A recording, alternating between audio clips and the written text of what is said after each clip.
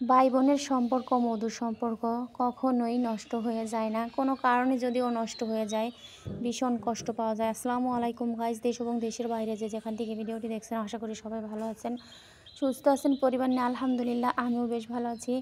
ননদের বাড়িতে এসে তো কিছুদিন আমরাই বাজার করতেছি, আর আজকে আমার দেবর বাজার করেছে। তো বাজারগুলো আমি কেটে বেছে সুন্দর মতো পরিষ্কার করে রেখে দিয়েছি। আর দুপুরের জন্য গরুর মাংস রান্না করতেছি, বোনা শুধু। আর রাতে মুরগিটা রান্না করব। তো আমার দেবর 2টা মুরগি নিয়ে আসছে, রাতা মুরগি। আর এখানে রুই মাছ আর ফুলকপি দিয়ে রাতে তরকারি রান্না করে নিয়েছিলাম, সেটা আর তোমাদের সাথে শেয়ার করা হয় নাই। আর এটা হচ্ছে দুপুরবেলা রান্না করতেছি। আর রাতে আবার রান্না করব অন্য কিছু। তো আমরা কালকে চলে যাব। তো এখানে দেখো আমি লাল শাকটাও ভাজি করে নিয়েছি তরকারিটা বসানোর আগেই, ওইটা আর তোমাদের সাথে শেয়ার করা হয়নি। আর এখন গরুর মাংসটা সুন্দর মতো বোনা করে নামিয়ে নিয়ে গোসল করে খাওয়া দাওয়া করে আমরা সবাই বের হলাম একটু ঘুরতে। আমার যা বলতেছে আমরা আসছি কালকে, তো চলে যাব, ভাবি চলেন একটু ঘুরে আসি। তো গ্রামের বাড়িতে তেমন ঘোরার কোনো জায়গা নাই, তো জায়গা আছে অনেক দূরে, তারপর বের হইতে 5টা বেজে গেছে। তো এখানে তো এখন শীতের দিন, 6টার দিকেই দেখা যায় বেলা শেষ হয়ে যায়। এই তো রেডি হয়ে সবাই এখন গাড়ির অপেক্ষা করতেছি। তো এক গাড়ি হয়ে গেছে, আমরা ফ্যামিলিতে মাশাআল্লাহ অনেকগুলা লোক আছি। তো এখন গাড়িতে করে সবাই যাব একটু, মানে নদীর ঘাটে, পদ্মা নদীর পাড়ে একটু ঘোরার জায়গা আছে মোটামুটি, ওখানে বিকালে সবাই ঘুরতে যায়। তো ওদের গাড়ি চলে গেল, এখন আমরা আবার যাচ্ছি আরেকটা গাড়ি দিয়ে। তো 2টা গাড়ি একদম ভরপুর আমাদের ফ্যামিলির লোকজন।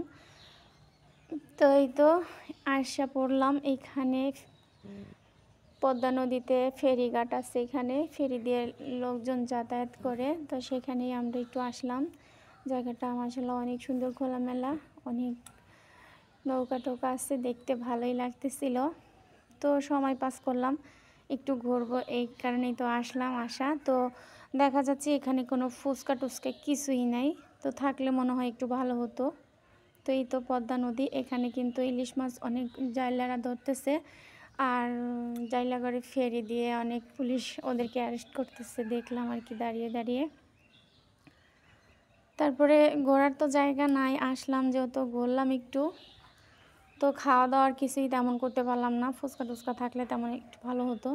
তো এই যে আরেকটা সুন্দর জায়গায় নামতেছি, সেম ফেরির মতো সিস্টেম। তো এখানে এগুলা এই ইয়েতে আর কি ফেরি থাকে, তো এই কারণে এরকম খুব দেখতে ভালোই লাগতেছিল।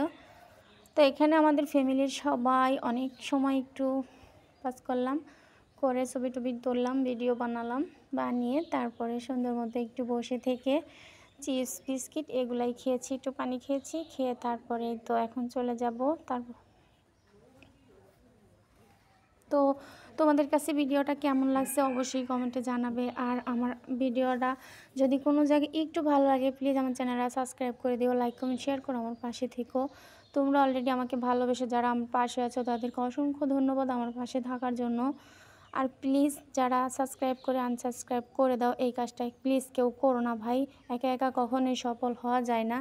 একজন অন্যজনের পাশে যদি না থাকে তাহলে কখনোই কেউ সফল হতে পারবে না। তো এখানে দেখো আমার যা ননদ টনদ ওরা, ভাগনা ভাস্তি, এতগুলো ফ্যামিলি লোক, মাশাল্লাহ মাশাল্লাহ, তোমরা সবাই মাশাল্লাহ বলবে। তো সবাই ফটোশ্যুট করে নিচ্ছে, ছবি টবি তুলে তারপরে চলে আসছি বাসায়। বাসায় এসে এখন চিকেন ফ্রাই হচ্ছে, আর হয়েছে ননদ রাতের জন্য ডিম ভুনা করবে। তো এখানে চিকেন ফ্রাই আর আলু ভাজা তারপরে করে দিল। আমরা এখন বাচ্চাদেরকে নিয়ে সবাই খাওয়া দাওয়া করে নিলাম,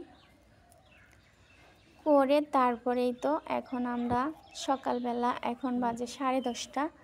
তো আমরা যার যার উদ্দেশ্যে রওনা দিয়ে দিচ্ছি। তো আমার যার ছেলে মেয়েকে নিয়ে ননদও ঢাকায় চলে যাবে, ননদের ছেলে মেয়েকে নিয়ে, আর যাও যার ছেলে মেয়েকে নিয়ে ঢাকায় চলে যাচ্ছে। আমি আমার ছেলে মেয়েকে নিয়ে আমার বাবার বাড়িতে আসছি। তো আমার ননদের বাড়ি থেকে আমার বাবা বাড়ি আসতে ঢাকা থেকে যতটুকু সময় না লাগে তার থেকে বেশি সময় লাগছে। তো আমার ননদের বাড়ি হয়েছে রাজবাড়ি, আর আমার বাবার বাড়ি হয়েছে শরীয়তপুর, তো একদম দুনিয়ার এক কিনারে। তো এই তো এখন বাসে উঠে পড়েছি। তোমাদের ভাইয়ার অনেক কষ্ট হয়েছে। তো ভিডিওটা কেমন লাগছে অবশ্যই জানাবে। আল্লাহ হাফেজ।